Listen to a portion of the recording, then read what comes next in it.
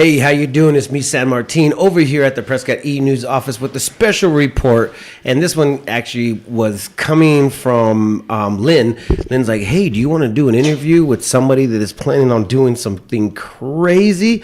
And I was like, of course, because I like doing crazy stuff too. But anyways, I have here in the studio Shawn Murray. And, I'm going to say a little bit about Shawn from what he has told me. And as of right now, Shawn is doing something that most people wouldn't do. And the only reason why he's doing it, from what I gathered, is to bring awareness and also to go ahead and help out others in the path of where he is headed or where he has come from. And also to go ahead and start over with something fresh. But anyway, Shawn, a couple questions, my friend. Sure. Let's tell our viewers and our readers, everybody that's out there, why you're doing this. Well, I'm hiking the Pacific Crest Trail, and it started out as a private thing to finish my cardiac rehab from this major heart attack I had. Yes. And it was started out as private, and talking to a lot of people, talking to a lot of other vets. What I found out is a lot of them wanted to hike this thing. A lot of them started and they couldn't, had to get off. And I was speaking to some friends of mine in town here, and they says, why don't you make this public? Why don't you try to help somebody stay on their path? Try to help them stay on the Pacific Crest Trail. Because a lot of these vets, they're hiking, and they're trying to get their head straight from being in one of the Persian Gulf Wars or the Vietnam War even, or any of these conflicts that they've had, and they're just trying to get their head straight, to move on. And a lot of them, or there's enough to make mention, that aren't able to finish, usually for financial reasons, because they're getting out of the service, they're still trying to get a startup job, they're trying to go to college, and they're just not gelling properly. Yeah. And so they say, hey, I'm going to back off and do something, and they start the trail. And they get so far and have to stop. And their head's not straight yet. I mean, let's go back just one little bit. Sure. So for anybody that doesn't know what trail he's talking about, it's called the Pacific Crest Trail. It runs from Mexico all the way to the Canadian border. It's, if I'm not mistaken, we got the mileage here. It's 2,650 miles. It's supposed to take 5 months to go ahead and do. Now, I don't know about you guys, but man, there has to be something going on. When you say you're going to help out the vets, I believe that you're doing this just to help out you and your well-being. You told me a little bit of a story about how you had a medical issue that basically caused you to almost die. And I know you didn't want to say that word, but in all reality, that's what happened. Let's elaborate a little bit on this and what happened during that time. Well, December 7th, 2016, I had a widowmaker heart attack and virtually died in my living room. Got brought back, got emergency transport to the medical center, and died on the table. And while they were working on me, they were, through luck, miracles, and great technology, I was brought back. And for 6 months, I was in a walker, barely able to make it to the restroom and back without being exhausted. And again, through cardiac rehab, great service I had at Yavapai Medical Center, I came back 6 weeks into my cardiac rehab. After this 6 months of not being able to move, I came back to almost full strength of my heart. And from that full strength, I started, okay, here's my goals. I got to set a goal. And if you want a big recovery, you set a big goal. That's what I've always done. And so I said, I'm going to hike the Pacific Crest Trail. Well, you know what, man? I mean, out of all things coming back from the dead, sorry, guys, I'm not trying to be inconsiderate about this whole deal, but seriously, you come back from death and this is the first thing that you want to do as far as accomplishing something? I mean, or is this something that is just there to say, hey, I need to do this? Yeah, it's something in my head. I set this big goal. Now I have to finish this goal. And actually, in my brain, it's to finish my cardiac rehab, I have to do this goal. And in that whole process is where I started branching out and morphing into other things. And I've been training for a year. My first hike out, I made it a mile round trip and had to stop for 2 days because I was exhausted. Yeah. That was a year ago. And it exhausted me. I had to lay down for 2 days because that's how tired I was. Wow. A 1 mile trip on dirt. I'm hiking around Granite Mountain now daily. Not daily, but every 2 days I can hike around Granite Mountain and have no issues now. I've hiked the Grand Canyon rim to rim just to see if I could do it as a preliminary to this, to see if I really could do this. Yeah. And I did it with flying colors. Well, that's pretty huge. I mean, because I'm not a really big hiker, and I did the Granite Mountain, just the little sides, what do they call Side those? trails? Yeah, the one goes up to the saddle, I guess they call it the Yes. saddle area. Yeah. And I tell you what, man, I first of all, I brought the wrong shoes. Second of all, I seen guys or women that were walking down from it after walking up, and they're like, "Oh, we're just training for the Grand Canyon," and they had some pretty big packs. Yeah. Let's talk about a little bit about the equipment that you're going to have to take for this. Okay.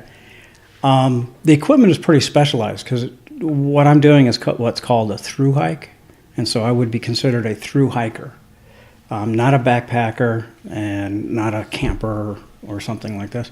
So the equipment is really specialized.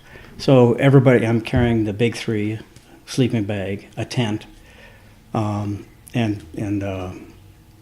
cook kit and stuff like that. I'm carrying all that, but it's all ultralight equipment. My tent weighs 21 ounces. Oh wow! My sleeping bag is 27 ounces. My cook system, including stove, is under 10 ounces. And so adding all that up, my entire pack is, with the trekking pole, sleeping bag, tent, everything except food, fuel, and water is 17 and a half pounds. That's not bad. Yeah. That's not bad at all. If everybody could live that light, that would be awesome. I was like, man, I have a backpack right now that's 17 pounds and it has paper in it. Yeah, well, it's 17. It's because it's all this ultralight expensive stuff. And that's where where I was mentioning earlier. These guys can't afford to stay on trail because if you get a camping tent, that's 7 or 8 pounds. And you can't carry that through the Eastern Sierras very well. It'll dog you down. It'll wear you down really fast. You can't afford that when you're at 9,000 feet trying to go over, say, a pass. Like Forester Pass is at 13,100 feet. You can't afford to have too much weight on you to make you tired when you're traversing a pass that's got a 6-inch path on it. Because if you're tired one slip, you're going down quite a bit. This is out of control. So you brought me a little bit of a bio here. Yeah. It says that you and your son were having a talk, Yeah. and one of the things that came up was a bucket list. Is this one of the main top bucket list things, or do you have more on this list that is not obviously? I know obviously you're going to keep on going with things to do, but is this the top priority one? This was my top priority. When we first started talking about the bucket list, and I came up with the idea of the bucket list, the first thing that I came up with is Pacific Crest Trail. First thing. Second, then it was like, I can do Grand Canyon, the Rim to Rim. I want to do the Arizona Trail. That's coming up. That's the entire state of Arizona all the way up to Utah. And that's really, really kind of cool trail. That's what I've seen. I want to do that one also. That's awesome. So when does this start? I start on April 9th. That's my permit start date is April 9th. You got to get permits for this? Yes. Okay. Yeah, it's you got to start last November 15th. They have a lottery permit system where you get in line and they do a pseudo-random generation of where you are in line, and you come up with a number. And this is all online, and when you look at it and you say it comes up with a number, when your chance is up there to pick your date, you go through the calendar and you say, okay, all these open days I can start, I'll take this one. And you click that date and you put your information in and you have that date. If you're really late to the party and your number's really, really high, a lot of the good dates are gone, and and sometimes they're full, and you can't hike. So you have to start that in November. And then in January 15th, they have another one for anybody who came late to try to get some fairness into it, to get people who didn't realize they had to, get early to get their dates. And by that time, some dates open up. Some people had to drop out for whatever reason. So some dates open up. So how many, you say people, are you walking with others, or there is just, how does this work? So sometimes people are doing these treks in life, or even bicycling, and they have a team with them. Yes. Are you going to have somebody there to monitor and make sure that you are still good with your health? Or are you just going, let's go, let's make it happen? Oh, that's a big question. It's a very much needed question, my Yeah. friend, because health is definitely one of my thoughts right now for you. But Yeah. you seem like you're a very strong and willed man. But obviously, health will say a little bit different unless it's back to 100%. Okay. Well, the first part of that answer was is I had to promise my wife that if I felt ill, that I felt like I was going to get worse, either it's a knee or joint pain or my heart or something else, that I would leave the trail without argument. All right, yeah. As long as First did thing, you get him to write that on a piece of paper? Did you have to write a contract for this? Because I said it in public with other people around. And you said it right here publicly too. Oh yes, I did, didn't I? Yes, you did. So that's the first thing. So it's on the record. Good, Yeah. good. Second thing is every permit is a solo permit. Okay. By yourself. That doesn't mean you're by yourself. That means that your permit says I can hike anytime I want. You can change groups you're with. You can hike by yourself for a little while if you'd like. You could go from group to group, because a lot of people, they bunch up and they herd up into groups, which is really kind of fun. It's a very big social thing for hikers. Yeah. And they go long. The other half is there's supported and unsupported hikers. And there's a whole gamut between there. Fully supported hikers, you have, friends or spouses following along and meeting them at strategic locations, at road intersections, at campgrounds and all this stuff, and they can do that. That's fully supported, and which is kind of cool. I wish I had that. Me, I'm going pretty much unsupported, but I'm having what they call resupply boxes sent to me at various locations, so I don't have to try to carry every little thing with me. All right, that's pretty smart. Yeah. Right here you do a little bit of a bullet list. He labeled it. Yeah. But there's 6,700 permits have been issued for this specific trail. Approximately. Yeah. And it was kind of crazy. Before we actually got on air, we watched a little bit of a passage or a little bit of a video, which I'm going to watch later. And it was, I don't even know who the guy was, but there was some sort of thing that popped out to me. He says that I'm actually doing this trail because of depression and because of things that have happened to me. And I feel like this is the thing that I need to do. Yeah. Is this somewhat the truth based off of being a vet, and also because of you seeing death? Yeah. Death, not deaf guys. But Yeah. is this somewhat of the reason why you're doing this? Yeah, actually it is. It's something I have to do. It's a driven thing for me. It's a requirement. I don't know how else to really define that. And I'm not sure how. Yeah, it was. Sorry. No, it's okay. If I'm not sure how clinically depressed I was or anything else, but I had a major heart attack. I came back from it. I'm doing great. I'm feeling good right now. But for close to a year after the heart attack, it was okay. I'm waiting to die. Yeah. And look where I am right now. So you just turned 60 years old. Correct. And most people when they're like, to be honest, I hang out with a couple of young guys, and they will be coming in and be like, oh, I'm sore, oh, my life, and here you are at 60 years old.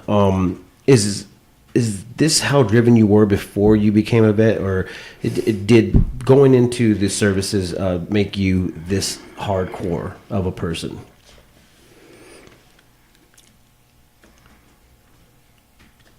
The services made me more focused, but I was always driven to different items, different things, whatever I was doing at the time. Used to be a distance runner. I used to run 10,000 meters all the time, and in high school and just before the military. Just for fun. Just for fun, I'd run a 10K. I like that. I was one of the few people in 1977, 78 to break the sub 30 10K. So that was my thing. That was my drive. But the military definitely made me more focused. Made me be able to latch on a goal, accomplish the goal, and find out what I needed to make that goal. So the military helped me with that tremendously. So, okay, so once again, if you guys do not know what the PCT trail, Pacific Crest Trail is, he brought a map in. I don't know if you could take that stuff off right there. He brought a map in, guys. Now, this, I'm assuming it's all California, right? Yeah, you have California, Oregon, and Washington. Okay. If I can stand up a little bit.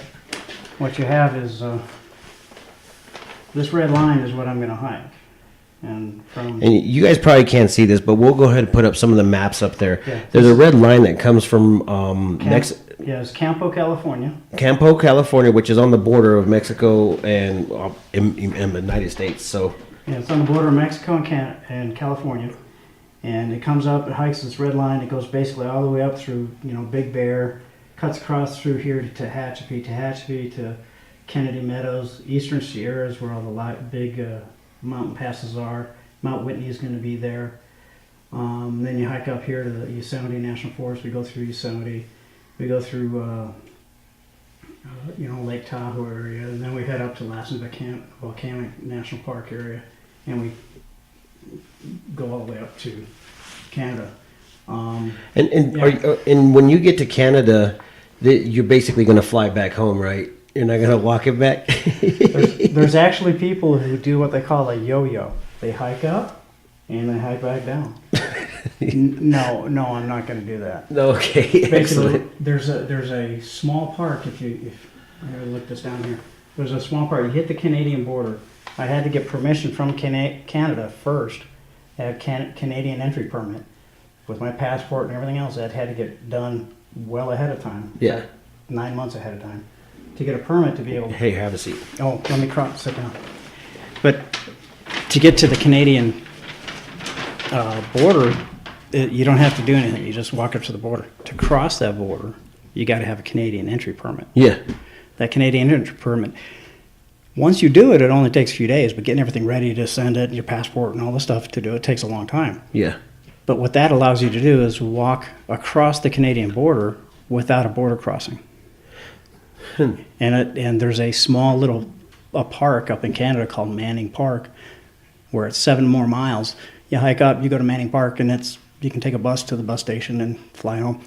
Nice. See, that works out. Yeah. I mean, I believe you're going to do it just because of the simple fact is that, basically dying and then coming back and then putting yourself on a mission like this is it has to happen, just like you said, that this needs to happen.